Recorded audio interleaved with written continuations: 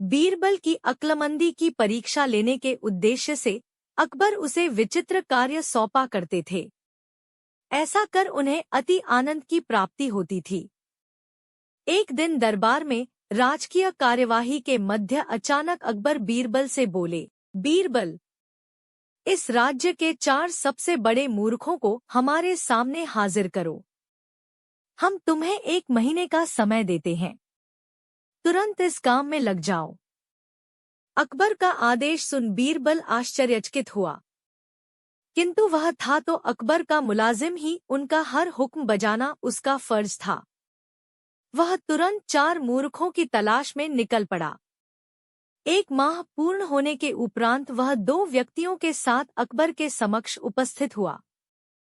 अकबर की दृष्टि जब 2 व्यक्तियों पर पड़ी तो वे बिफर गए। बीरबल, ये क्या तुम 2 ही मूर्खों को लेकर आए हो? हमने 1 महीने का वक्त तुम्हें 4 मूर्ख लाने के लिए दिया था। हुजूर, मेरी गुजारिश है कि अपना गुस्सा शांत रखिए और मेरी पूरी बात सुने बगैर किसी नतीजे पर मत पहुंचिए। बीरबल अकबर का गुस्सा शांत करते हुए बोला।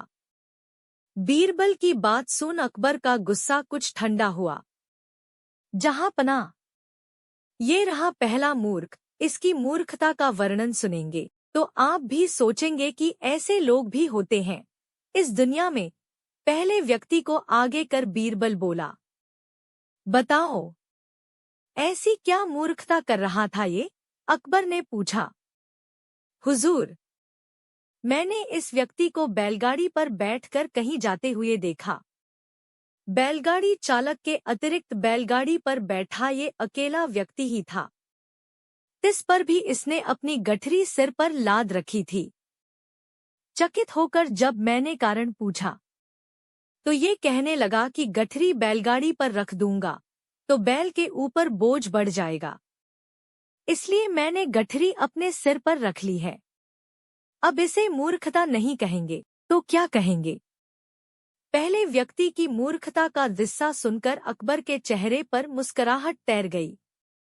फिर बीरबल ने दूसरे व्यक्ति को आगे किया और बोला, जहांपनाह, ये आदमी तो इससे भी बड़ा मूर्ख है।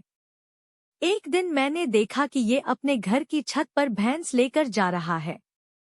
मुझे आश्चर्य हुआ तो मैंने पूछ लिया, लेकिन फिर इसका जवाब सुनकर मैंने तो अपना सिर ही पीट लिया। इसने बताया कि इसके घर की छत पर घास उगाई है, इसलिए ये भैंस को छत पर ले जाता है ताकि वह वहां घास खा सके। घास काटकर ये भैंस को लाकर खिला सकता है, लेकिन ये मूर्ख भैंस को ही छत पर ले जाता है। ऐसा मूर्ख कहीं देखा है आपने? हम वाकई इन दोनों की कारस्तानी बेवकूफाना है। अब बाकी के 2 मूर्खों को पेश करो। अकबर बोले। हुजूर, नजर उठाकर देखिए, तीसरा मूर्ख आपको सामने खड़ा दिखाई पड़ेगा। बीरबल बोला। कहाँ बीरबल? हमें तो यहाँ कोई तीसरा व्यक्ति दिखाई नहीं पड़ रहा।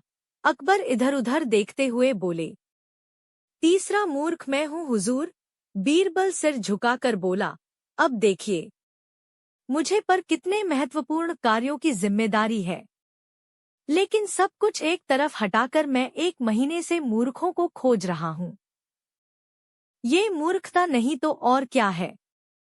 बीरबल की बात सुनकर अकबर सोच में पड़ गए। फिर बोले, और चौथा मूर्ख कहाँ है बीरबल? गुस्ताखी माफ हुजूर, पर चौथे मूर्ख आप हैं। आप हिंदुस्तान के शहंशाह हैं।